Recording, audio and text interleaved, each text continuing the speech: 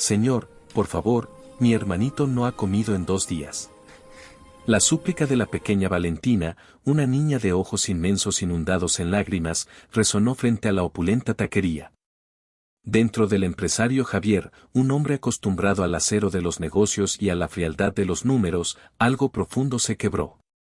No podía saberlo en ese momento, pero aquel instante de conexión, aquel cruce de miradas entre la opulencia y la miseria, estaba a punto de cambiar el curso de sus vidas para siempre. El calor en las calles de Monterrey era una bestia palpable aquella tarde de julio, un aliento de fuego que emanaba del asfalto y hacía ondular el aire. Valentina Gómez, una niña de tan solo 10 años cuya infancia había sido secuestrada por la necesidad, se acomodó un mechón de cabello enmarañado detrás de la oreja. Reunía el valor que le quedaba para un último intento, para acercarse a la entrada de los Sabores de México, la taquería más exclusiva del centro de la ciudad. Sus pies descalzos, con la piel curtida y agrietada por meses de caminar sobre el pavimento hostil, ya habían perdido la sensibilidad al ardor del suelo. Era una armadura forjada por la pobreza. La pequeña observaba, con un anhelo que era casi un dolor físico, a la gente bien vestida que entraba y salía del local, envuelta en una burbuja de perfume y despreocupación. El aroma que se escapaba de la puerta abierta. Una mezcla embriagadora de carne asada chisporroteante, cebolla caramelizada y el perfume terrenal de las tortillas de maíz recién hechas, le provocaba una punzada aguda en el estómago vacío. Pero su hambre no era la prioridad. No estaba allí por ella. El verdadero motivo de su desesperación era su hermanito Toñito, un ser frágil de apenas 4 años, que llevaba 2 días consumiéndose por la fiebre, rechazando el más mínimo bocado. Los mellizos, Carmen y Diego, de 6 años, habían dividido la última tortilla dura y reseca esa misma mañana, un bocado para cada uno. Y Emilio, el sensato y responsable Emilio de 8 años, había salido al amanecer, como cada día, a hurgar en los contenedores de la ciudad en busca de botellas de plástico para vender en el depósito por unas cuantas monedas.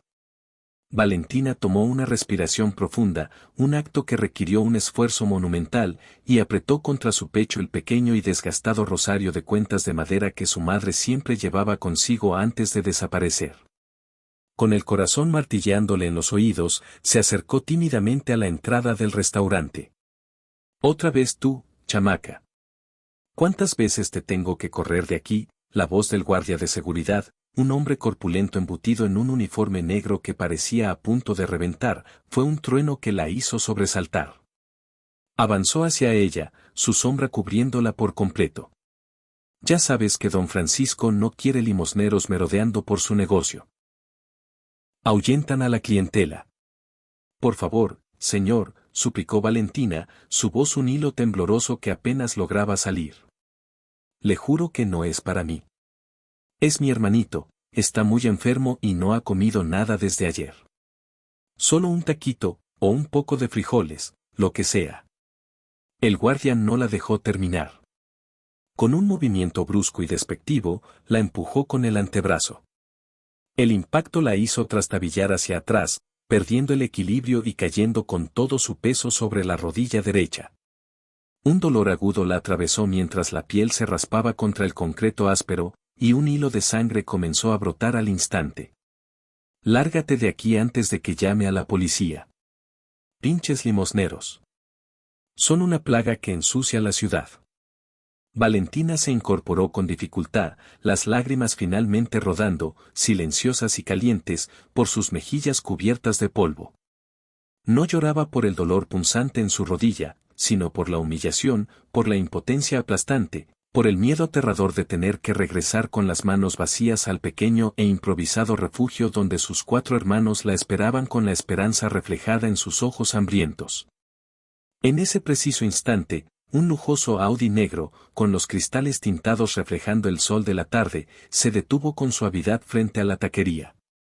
Javier Mendoza, uno de los empresarios más exitosos y discretos del norte de México, observó la escena desde la comodidad climatizada del asiento del conductor.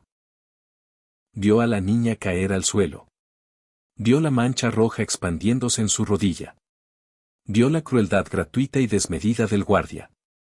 Y vio algo en los ojos de la pequeña mientras se levantaba, algo que lo sacudió profundamente. No era solo miedo o dolor, era una determinación inquebrantable, una resiliencia impropia de su edad, que le provocó una inquietud que no supo cómo explicar. Javier había venido a los sabores de México para una comida de negocios de vital importancia. A sus 38 años, era el fundador y director general de Constructora Mendoza, una de las empresas más prósperas y respetadas del país. Estaba a punto de cerrar un contrato millonario para la construcción de un gigantesco centro comercial al norte de la ciudad, un proyecto que consolidaría su posición en la industria. Sin embargo, mientras observaba a la niña alejarse, cojeando visiblemente, sintió una punzada en la conciencia, una llamada de atención que le decía que algo mucho más importante que cualquier contrato estaba reclamando su atención. Entregó las llaves al valet parking y entró al restaurante, donde sus socios ya lo aguardaban impacientes. El ambiente era de una elegancia estudiada, imponentes murales que narraban la historia de México adornaban las paredes, y un grupo de mariachis, en un rincón discreto, tocaba melodías suaves que se mezclaban con el murmullo de conversaciones y el tintineo de la cristalería. Javier, por fin llegas, lo saludó Rodrigo Garza, su socio principal, un hombre cuyo traje a medida no lograba ocultar la tensión de un negocio de alto riesgo. Se levantó para estrecharle la mano. Ya pedimos unos mezcales artesanales para empezar a calentar motores. Los japoneses llegan en cualquier momento. Javier se sentó, forzando una sonrisa y saludando con un gesto a los otros dos miembros de su equipo. Intercambió las formalidades de rigor, pero su mente no estaba en la lujosa mesa. Seguía en la calle, en el pavimento ardiente, con aquella niña de rodilla ensangrentada y ojos desafiantes. Mientras sus socios desplegaban planos y discutían animadamente sobre proyecciones financieras, márgenes de beneficio y los laberínticos vericuetos de los permisos de construcción, él miraba una y otra vez hacia la ventana, con la esperanza irracional de volver a ver a la pequeña figura cojeante. La imagen se repetía en su mente como una película en bucle, la caída, el hilo de sangre, la expresión del guardia, pero sobre todo, la manera en que la niña se había levantado, no con la sumisión de una víctima, sino con la furia silenciosa de una guerrera. ¿Te encuentras bien, Javier?, preguntó Rodrigo, su voz aguda sacándolo de su ensimismamiento. Había notado su distracción. Pareces estar en otro mundo. Si vamos a cerrar este trato, necesitamos que estés aquí, con nosotros. Disculpen, respondió Javier, poniéndose de pie de manera tan abrupta que la silla de caoba maciza chirrió contra el mármol. Tengo que atender un asunto urgente e impostergable. Volveré en unos minutos, por favor, comiencen sin mí. Sin ofrecer más explicaciones, y ante la mirada atónita de sus socios, salió a la calle, el calor golpeándolo como un muro. Buscó con la mirada en ambas direcciones, su corazón latiendo con una urgencia que no entendía.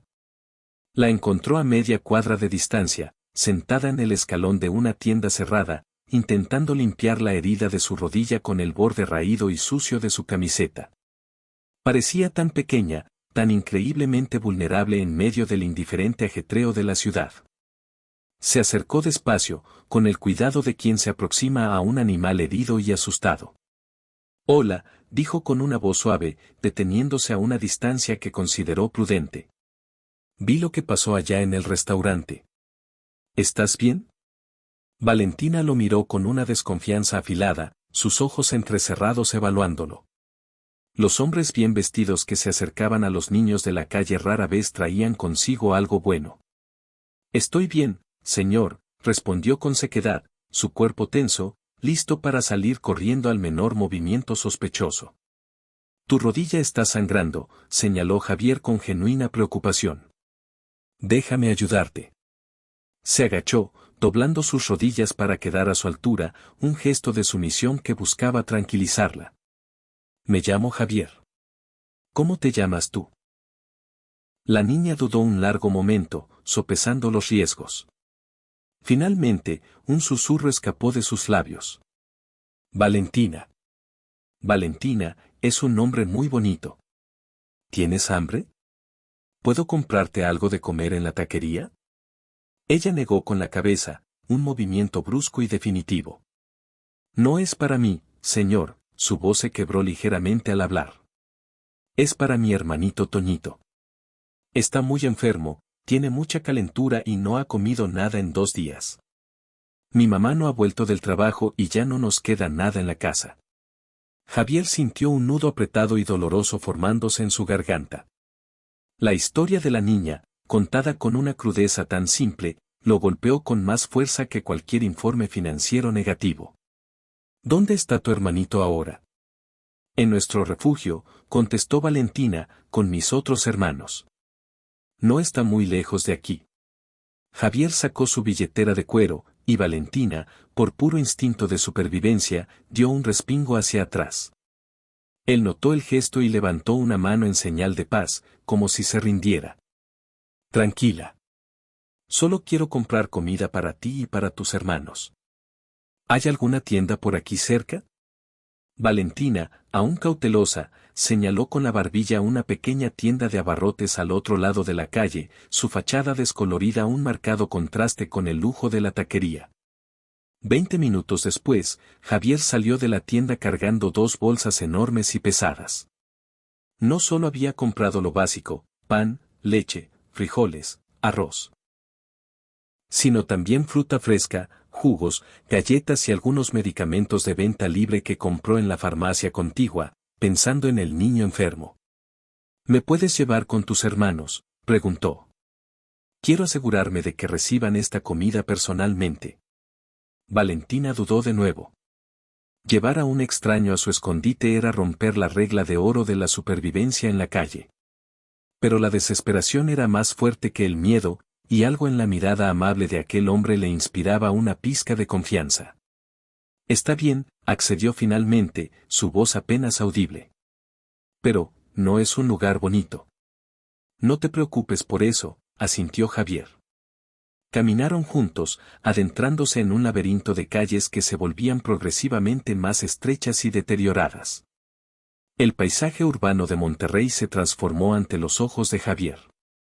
Los edificios modernos y las boutiques elegantes dieron paso a construcciones desvencijadas, fachadas desconchadas, calles sin pavimentar llenas de baches y un olor penetrante a basura acumulada y desesperanza.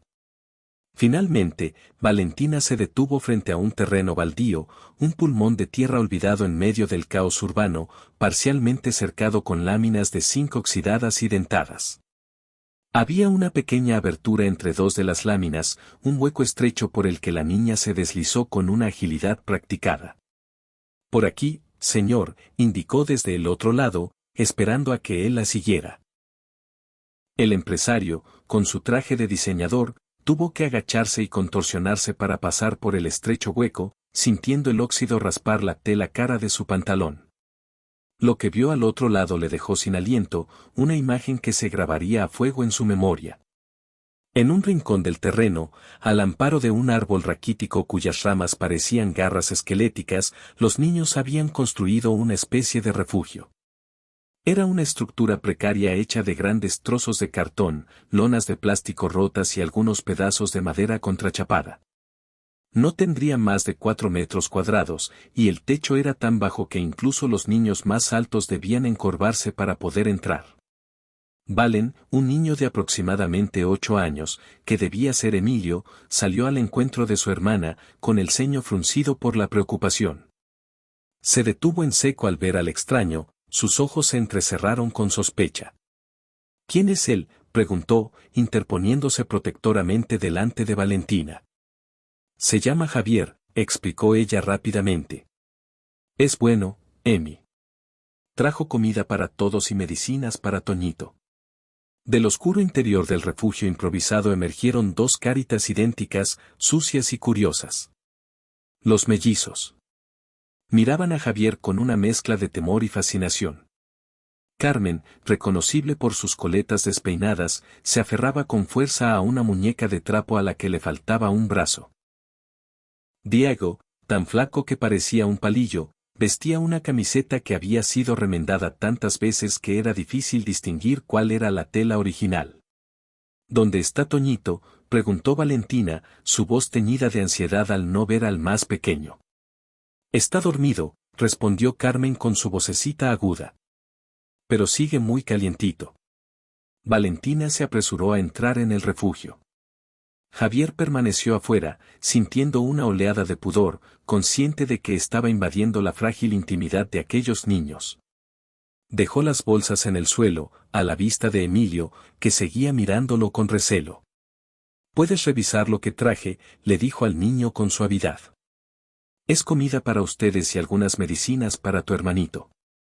Emilio comenzó a hurgar en las bolsas, sus ojos se abrieron con asombro al sacar una manzana roja, brillante y perfecta. Probablemente hacía meses, si no años, que no veían una fruta fresca. Javier, la voz alarmada de Valentina lo llamó desde el interior del refugio. «Venga, por favor. Toñito está muy mal». Olvidando cualquier reparo, Javier se agachó y se arrastró para entrar en el improvisado hogar. El interior era oscuro, sofocante, y olía a humedad y enfermedad. En un rincón, sobre una pila de cartones cubiertos con una tela raída, yacía un niño pequeño.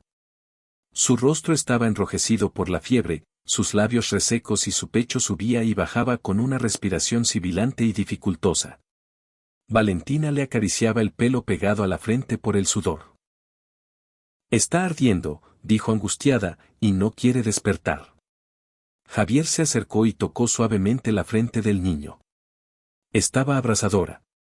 Sin pensarlo dos veces, sacó su teléfono y marcó un número de su lista de contactos de emergencia. «Doctora Ramírez, soy Javier Mendoza. Necesito su ayuda con urgencia. Estoy con un niño de unos 4 años, presenta fiebre muy alta y dificultad respiratoria severa». Hizo una pausa, escuchando las indicaciones al otro lado de la línea. «Sí, puedo enviarle mi ubicación ahora mismo. Por favor, venga lo más rápido posible. Es una emergencia». Mientras esperaban, Javier ayudó a Valentina a administrarle al pequeño Toñito el medicamento para la fiebre que había comprado. Los mellizos y Emilio, ahora un poco más confiados, comían con una avidez dolorosa el pan y la fruta que les había traído. «¿Dónde está su mamá?», preguntó Javier a Valentina mientras humedecía un trozo de tela con agua de una botella para colocarlo en la frente de Toñito. «Trabaja limpiando casas», respondió la niña, sin dejar de mirar a su hermano. «A veces tiene que quedarse a dormir en las casas donde trabaja porque están muy lejos. Hace 3 días que no viene». Nunca había tardado tanto. Su voz se quebró al final. «Tengo mucho miedo de que le haya pasado algo». Javier asintió, procesando la terrible realidad de la situación. 5 niños solos. El menor, gravemente enfermo. La madre, desaparecida. Viviendo en condiciones que desafiaban la dignidad humana. Era una crisis que requería una acción inmediata y decidida. «Valentina, voy a ayudarlos», dijo con una determinación que lo sorprendió a sí mismo. «Primero, vamos a asegurarnos de que Toñito reciba la mejor atención médica. Después, pondremos todos nuestros esfuerzos en buscar a tu mamá. No están solos en esto, ¿me entiendes?». La niña lo miró con una mezcla de esperanza y escepticismo, una dualidad forjada en una vida de promesas rotas. «¿Por qué nos ayuda, señor? Ni siquiera nos conoce». Javier esbozó una sonrisa triste. «Porque alguien me ayudó a mí cuando más lo necesitaba, hace mucho, mucho tiempo. Y me prometí a mí mismo que si algún día la vida me ponía frente a alguien que necesitara ayuda desesperadamente, no daría la vuelta para seguir mi camino». Antes de que Valentina pudiera responder, escucharon el sonido de un coche deteniéndose cerca del terreno. Momentos después, una mujer de mediana edad, con un maletín médico en la mano, se abría paso entre las láminas de zinc. «Javier. ¿Dónde estás?», llamó la doctora Ramírez. «Aquí dentro, doctora», respondió él, sintiendo una inmensa gratitud por su rapidez. La médica entró al refugio, sus ojos adaptándose rápidamente a la penumbra. Sin perder un segundo en preguntas sobre la situación, se concentró de inmediato en el pequeño enfermo. Después de examinarlo minuciosamente con su estetoscopio y revisar sus vías respiratorias, su rostro reflejó una profunda preocupación. Tiene una neumonía avanzada, diagnosticó con gravedad. Necesita antibióticos de amplio espectro de inmediato y realmente debería ser hospitalizado para recibir oxígeno, suero y medicación intravenosa. No, exclamó Valentina, alarmada. Si vamos al hospital, nos van a separar. El DEAD se llevará a mis hermanos y nos mandarán a distintos hogares. No quiero. Javier comprendió de inmediato el terror de la niña. Sin la madre presente, la intervención de los servicios sociales era casi una certeza. Y era verdad que, en muchos casos, los hermanos eran separados. No dejaré que eso suceda, le prometió, mirándola a los ojos. Se volvió hacia la doctora. Doctora, ¿hay alguna forma, cualquier forma, de tratarlo sin tener que internarlo? La doctora Ramírez frunció el ceño, sopesando los riesgos. No es lo ideal, Javier, y el riesgo es alto. Pero, si puedes proveer un lugar absolutamente limpio, cálido, con acceso a todas las medicinas necesarias y cuidados de enfermería constantes, podríamos intentarlo. Sin embargo, si su condición empeora en lo más mínimo. Entiendo, la interrumpió Javier. Se giró hacia los 4 niños mayores, que lo observaban con expresiones de ansiosa expectación. Confían en mí. Quiero llevarlos a todos a mi casa. Allí, Toñito podrá recuperarse en un ambiente cómodo. Tendrán comida caliente, camas limpias y estaremos seguros. Y desde allí, organizaremos la búsqueda de su mamá. Los niños se miraron entre sí, una consulta silenciosa pasando entre ellos. Finalmente, fue Valentina quien, como siempre, tomó la palabra en nombre de todos. Confiamos en usted, señor Javier. Bien, asintió él, sintiendo el peso de esa confianza sobre sus hombros. Entonces, este es el plan. Doctora Ramírez, usted llevará a Valentina, a Toñito y a mí en su coche. Emilio, Carmen y Diego, vendrán conmigo en el mío. Antes de moverse, sacó una tarjeta de presentación y un bolígrafo de su chaqueta y escribió algo en el reverso. Vamos a dejar esta nota aquí, en un lugar visible, por si su mamá regresa mientras no estamos. Tiene mi nombre completo, mi dirección y mi número de teléfono. Con la ayuda de Emilio, aseguraron la tarjeta en la precaria entrada del refugio.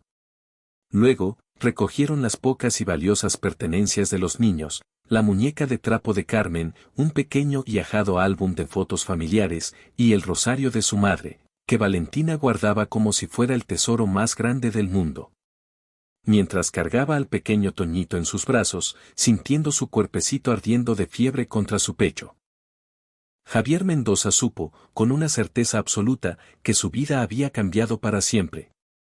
En el lapso de unas pocas horas, había pasado de ser un empresario solitario, obsesionado con contratos millonarios y balances financieros, a convertirse en el protector temporal y única esperanza de 5 niños desamparados. No tenía la menor idea de cómo iba a manejar esta situación tan inesperada, ni de los desafíos que le esperaban en el camino. Pero de una cosa estaba seguro, no iba a abandonar a estos niños. Les daría la misma oportunidad que la vida, en un acto de increíble misericordia, le había dado a él cuando era un niño sin hogar, antes de que Antonio y Elena Mendoza lo adoptaran y cambiaran el curso de su destino para siempre. Vamos a casa, dijo suavemente, mientras los guiaba fuera del terreno baldío, hacia un futuro incierto, pero, por primera vez en mucho tiempo para ellos, lleno de una pequeña y temblorosa llama de esperanza.